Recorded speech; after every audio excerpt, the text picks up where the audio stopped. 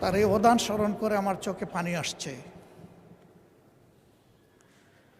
আমরা তার ঋণ পরিশোধ করতে পারবো না। মাননীয় স্পিকার, আপনাকে ধন্যবাদ। আলহামদুলিল্লাহিল্লাযী সালামুন আলা নবী আউযু বিল্লাহি মিনাশ শাইতানির রাজীম আল্লাযী খালাকাল মাউতা ওয়াল হায়াতা লিয়াবলুয়াকুম আইয়ুকুম আহসানু আমালা ওয়া হুয়াল আজিজুল গফুর। সাদাকাল্লাহুল মাওলানাল আযীম।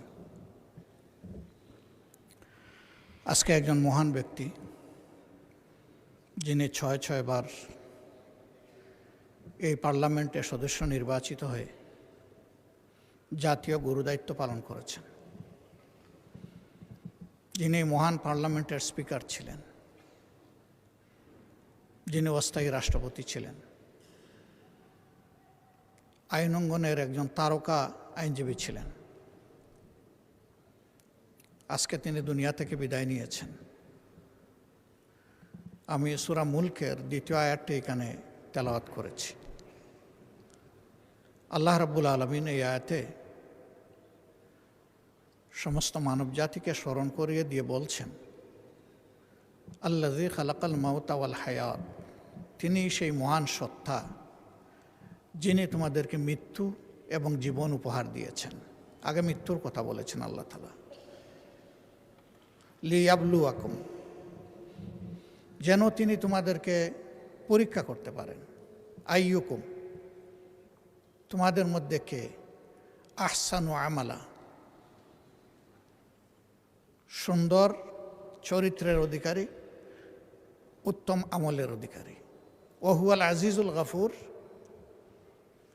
যারা স্বয়ং সৃষ্টিকর্তাকে অগ্রাহ্য করবে তাদের ব্যাপারে এই মহান সত্তা বড় কঠোর, কিন্তু যারা তার অনুগত হবে আল্লাহ তাদের প্রতি খুবই দয়াপরবশ। এই আয়াতে আল্লাহ তাআলা আমাদের সকলকেই স্মরণ করিয়ে দিয়েছেন যে কোনো উদ্দেশ্যহীনভাবে আমাদেরকে তৈরি করা হয়নি। উদ্দেশ্য একটাই, ভালো কাজ করা। আর ভালো মানুষের পরিচয় আল্লাহ নবী বলেছেন, খায়রুন নাস মাইয়ানফাউন নাস, মানুষের মধ্যে সেই উত্তম যে মানুষের কল্যাণে লেগে থাকে। আমি এই মহান ব্যক্তিকে গভীর শ্রদ্ধায় স্মরণ করছি।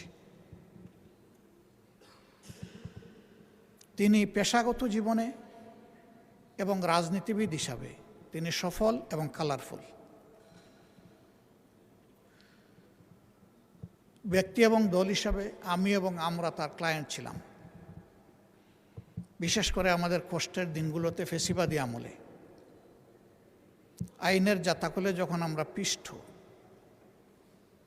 তখন প্রায় আমরা তার কাছে যেতাম, দ্বারস্থ হতাম।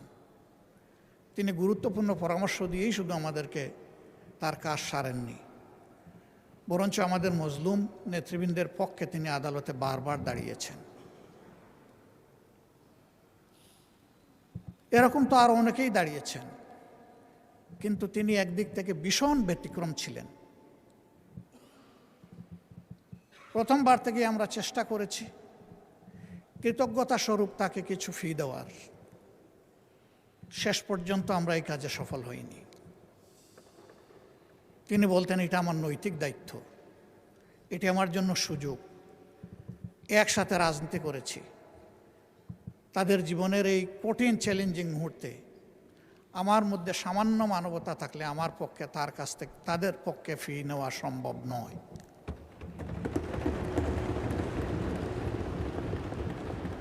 তার এই অবদান স্মরণ করে আমার চোখে পানি আসছে।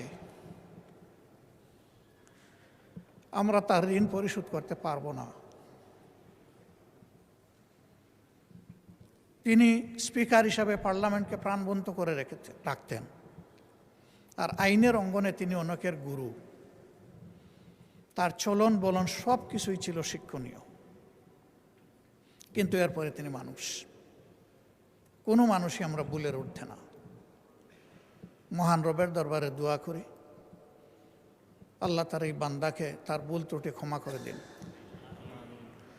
তার কোনো গুনাহ থাকলে আল্লাহ তাআলা নেকিতে রূপান্তরিত করে দিন,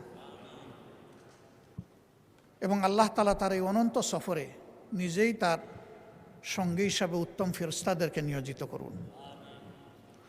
কবরের জিন্দেগিতে আল্লাহ তাআলা তার কবরটাকে জান্নাতের নূর দিয়ে প্লাবিত করুন, প্রশস্ত করুন। শিলা, বরফ এবং পানি দিয়ে আল্লাহ দৌত করে তাকে বেগুনা করে দিন। তার কবরের সাথে আল্লাহ রাব্বুল আলামিন তার প্রিয় জান্নাতের একটা মায়ার জানালা খুলে দিন।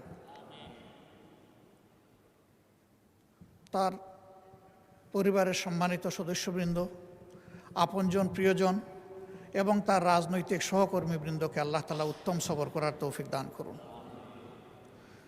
এই সমস্ত মানুষদের জীবন থেকে আমরাও যেন অনুপ্রাণিত হয়ে নিজেদের কর্তব্য নির্ধারণ করতে পারি। আল্লাহ আমাদেরকে সেই তৌফিক দান করুন।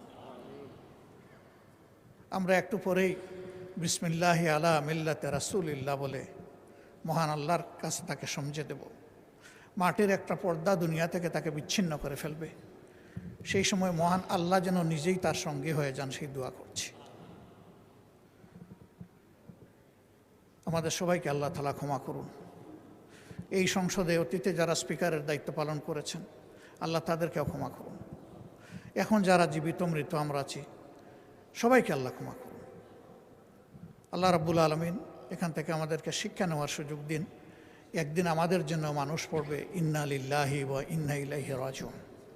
ওই মানুষটাই সফল যে মারা যাওয়ার পরে কিছু মানুষ তার জন্য চোখের পানি দিয়ে তাকে স্মরণ করে। আল্লাহ আমাদের জীবনে সেই সাফল্য অর্জন করার তৌফিক দান করুন। মাননীয় স্পিকার, আপনি যে জায়গাটায় যে চেয়ারে বসে আছেন, তিনি এই চেয়ারে ছিলেন। আল্লাহ আপনাকে অসুস্থ রাখুন।